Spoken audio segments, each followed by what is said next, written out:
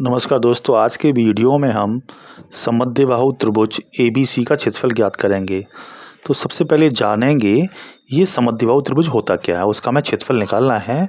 वो समद्विबाहु त्रिभुज होता क्या है, तो सबसे पहले इसको हम करते हैं क्लियर। तो ये समद्विबाहु त्रिभुज क्या होता है, तो देखिए टाइप वन दे रखा है इसमें। समद्विबाहु त्रिभुज, जिस त्रिभुज की दो भुजाएं आपस में बराबर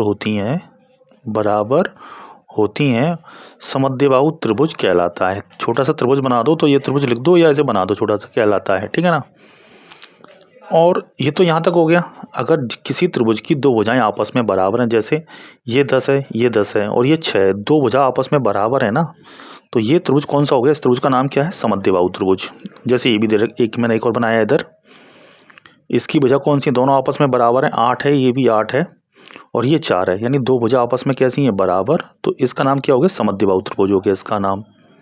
और इसमें खास बात एक और होती है, बराबर भुजाओं के सम्मुख कोण भी बराबर होते हैं। जैसे इसके सामने वाला कोण कौन सा है? ये वाला B, और इसके सामने वाला कौन सा कोण है? C। तो ये कोण भी आपस में बराबर होते हैं, ठीक है ना। जैसे ये वाला कोण है, ये हमारा त्रिभुज है PQR, इसकी दोनों भुजाएं आपस में बराबर हैं, इसके सम्मुख कोण ये होता है बराबर, इसके बराबर ये हो जाएगा। वैसे इस सवाल में इसकी कोई आवश्यकता नहीं है, पर मैं पूरा समझाता हूँ आपको कि होता क्या है समद्विबाहु त्रिभुज। जिस त्रिभुज की दो भुजाएं आपस में बराबर होती हैं उसको हम बोलते हैं समद्विबाहु त्रिभुज। जैसे 8 8 और 10 10, ठीक है ना। अब बात करते हैं, अगर हमें समद्विबाहु त्रिभुज का क्षेत्रफल निकालना है, समद्विबाहु त्रिभुज का क्षेत्रफल निकालना है, तो वो समद्विबाहु त्रिभुज का क्षेत्रफल होता है A/4 रूट में 4B² माइनस A²। ये फॉर्मूला आपको याद रखना है, ठीक है ना। इसमें A क्या होता है? अलग भुजा की लंबाई, जो इन दोनों से अलग है। जैसे ये 10 है, ये 10 है, यही तो अलग है ना। तो इसमें A कितना हो गया? 6 हो गया। इसमें A कितना हो गया? 4 हो गया। कितना हो गया? 4। और B क्या होता है? बराबर भुजाओं की लंबाई। जैसे ये 10 और ये 10 हैं तो ये B हो गया, यानी बराबर भुजा वाली B हो जाती है। ये 8 और ये 8, ये B हो गया। इसमें से एक ही B लेना है, तो यानी A ये है और B ये है, या इसको ले लो, B एक ही बात है ना, ठीक है ना। ये A हो गया और ये दोनों B हो गए, ठीक है ना। तो बराबर भुजाओं की लंबाई को हम B बोलते हैं और अलग भुजा की लंबाई को A बोलते हैं। ये तो अलग है दोनों से, ठीक है। अब देखिए, जब आप बाय द वे आप इसको नहीं लगा रहे, इस फॉर्मूले को नहीं लगा रहे, आप इसका यूज़ नहीं करना चाहते आप, तो आप क्या कर सकते हैं, इसको दूसरे तरीके से भी सॉल्व कर सकते हैं। टाइप टू का मतलब क्या होता है, मैं आपको बताता हूँ। टाइप 2 में क्या आ जाएगा, हीरोन के फॉर्मूले से हम क्या कर सकते हैं, हीरोन सूत्र होता है, मैं आपको बताऊंगा अभी। किसी भी त्रिभुज का क्षेत्रफल आसानी से निकाला जा सकता है। किसी भी त्रिभुज, कोई भी त्रिभुज हो, समकोण हो, समबाहु हो, कोई भी त्रिभुज हो, उसका हम क्षेत्रफल आसानी से निकाल सकते हैं। तो ये इसमें हीरोन का सूत्र क्या होता है, त्रिभुज का क्षेत्रफल बराबर S माइनस A ब्रैकेट में S minus B into S minus C।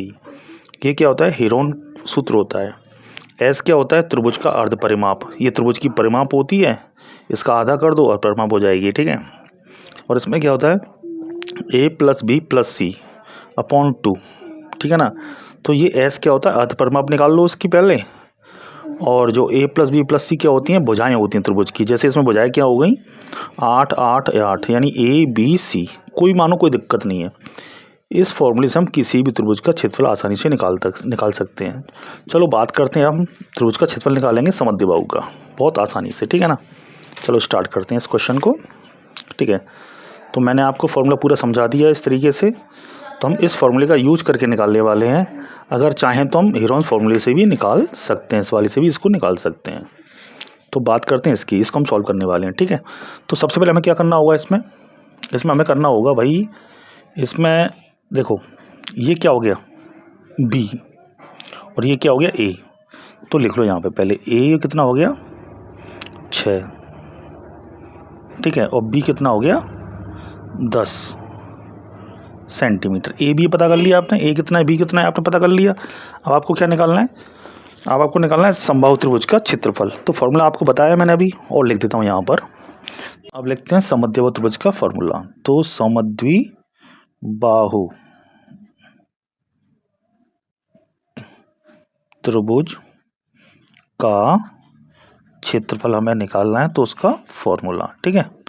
तो मैंने अभी बताया आपको, तो फॉर्मूला क्या होता है, a/4 फिर होता है 4b² माइनस a² रूट लगा देना है। तो ये आपका हो गया फॉर्मूला, ठीक है। अब करते हैं इसको सॉल्व बहुत आसानी से। तो देखिए मैंने इक्वल यहाँ लगा दिया, ठीक है। यहाँ लिख दो फॉर्मूला, ये चलता रहेगा ऐसे कैसा ये वाला। तो देखो a कितना है 6/4। देखो a कितना चाहिए तो है ना, a क्या होती है, अलग भुजा, ठीक है ना, अलग है ये। तो क्या लिखा 4 और b कितना है यहाँ पर 10 का स्क्वायर माइनस a², ये कितना है 6 का स्क्वायर, ठीक है।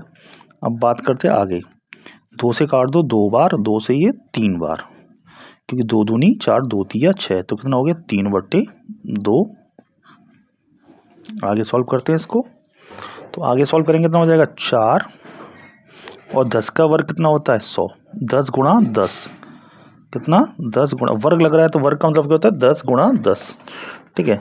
जैसे हमें किसी संख्या का वर्ग करना होगा तो क्या हो जाएगा 10 गुणा 10, 10 पर वर्ग आ रहा है तो 10 गुणा 10, ठीक है। जैसे 10 का वर्ग बराबर 10 गुणा 10 बराबर 100। 10 को 2 बार लिख दो, वर्ग मतलब 2 बार लिख दो, ठीक है ना। माइनस 6 का वर्ग कितना हो जाएगा 6 गुणा 6, वर्ग मतलब तो 36, कितना हो जाएगा 36, तो 36 लिख दिया, ठीक है। अब क्या करना है आगे 3/2।